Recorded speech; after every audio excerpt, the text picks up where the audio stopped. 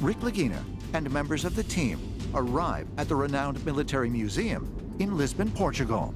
Nice to meet you, all of you. Here, Corey and Mal has arranged for them to meet with Sergeants Ricardo Lopes and Carlos Magro, both of whom are experts in Portuguese military history.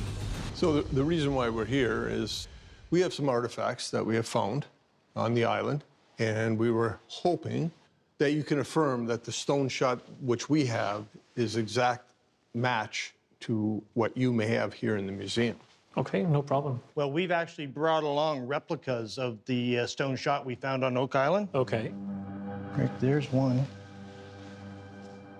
All caliber, 4 centimeters, maybe? Yes, 3.9 centimeters. Over the past 2 years, the team has found 2 small cannonballs, or stone shots, one of which was recovered from deep in the Money Pit area. But even more compelling was the recent analysis conducted by geology professor Dr. Robert Rayside, who believed the stone that they were composed of may have originated in Portugal's Azores Islands. Could we expect our stone shot to be made in the Azores or here on the mainland? Yes, definitely. Wow. They could use very small calibers for these type of cannons. Those type of weapons were mainly used on ships. Yes. Oh, wow. Is that a general rule that smaller caliber on ships? On ships or on fortresses. But more on ships. Okay. Yeah, yes. They were lighter to be used on ships, and also they could be used on the deck. What they call a swivel gun. Yes, exactly, swivel gun. If we could see a cannon that would shoot that stone shot such as that, we would love to see it. Yeah, we have it here, so if you could come with me, okay? Love to. We puzzle now over why was that stone shot found down in the Money Pit?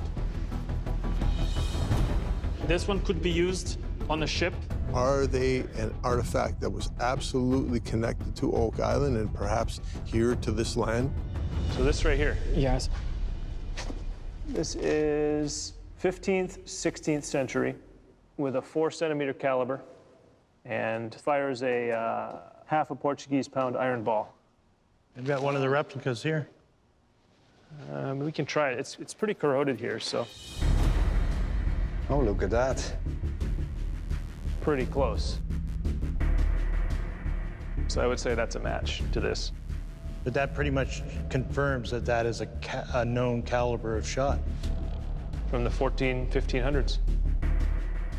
But there's a possibility that if you were doing something, say, on our island, you needed to protect what you were doing to keep people away, remove this gun from the ship, mount it in some fashion on the island.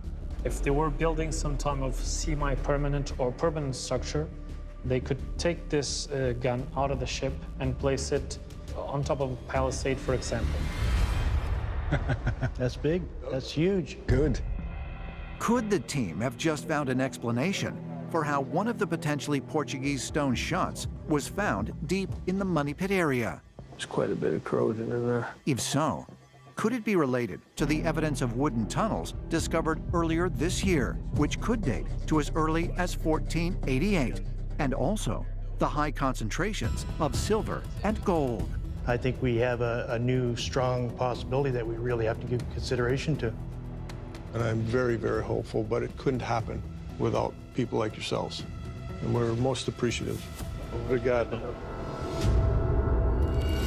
Later that afternoon, nearly 20 miles west of Lisbon, Welcome to Sintra, and you are in the heart of this very romantic town.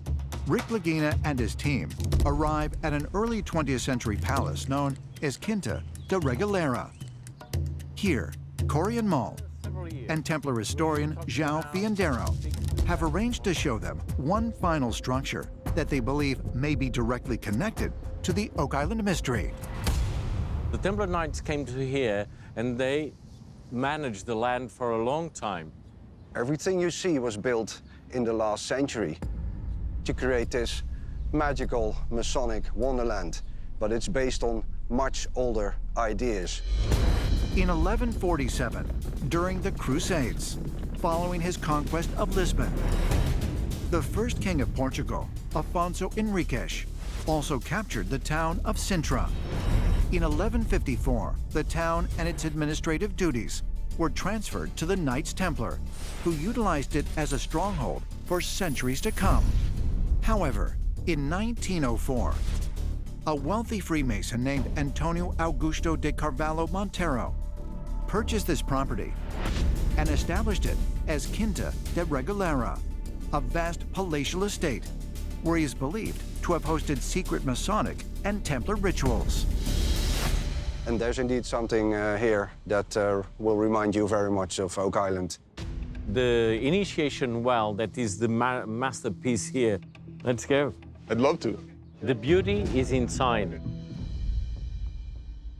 That's remarkable.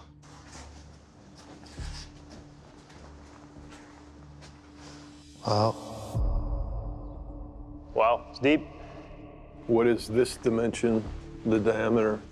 13 feet. Which That is sounds awful familiar.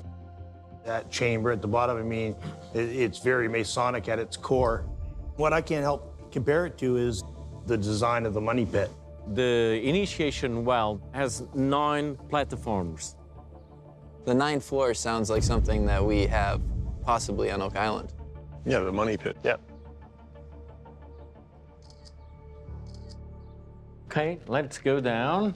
Smooth and easy. Because watch your steps. When you look at the well, there are 9 levels. We know there were 9 levels in the original description of the money pit. We know that the original money pit was 13 feet in diameter.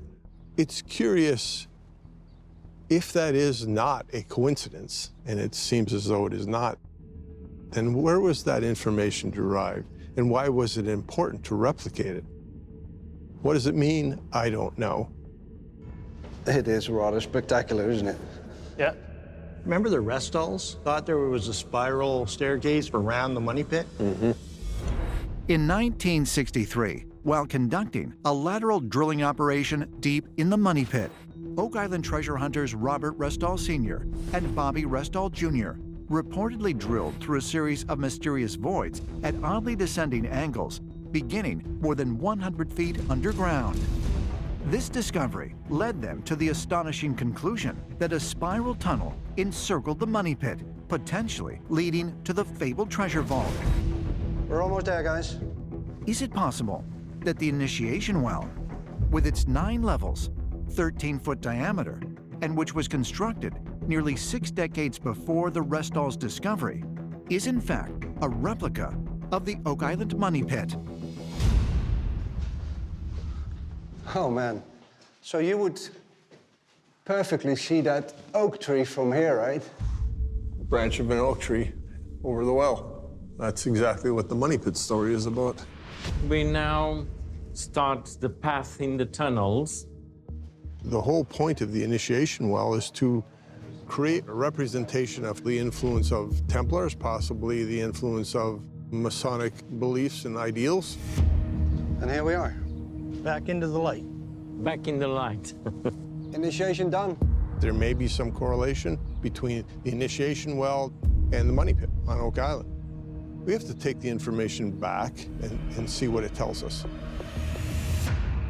What we've seen here is a vision that was not inspired, but instructed by knowledge from the past, which is being carried forward from the Knights Templar into the Order of Christ, into the Masonic thought, leading all the way up to this. Right. It shows that the ideas have persisted throughout time, even to today, and that means that they must have been worth preserving. I truly believe in what we have learned in Portugal.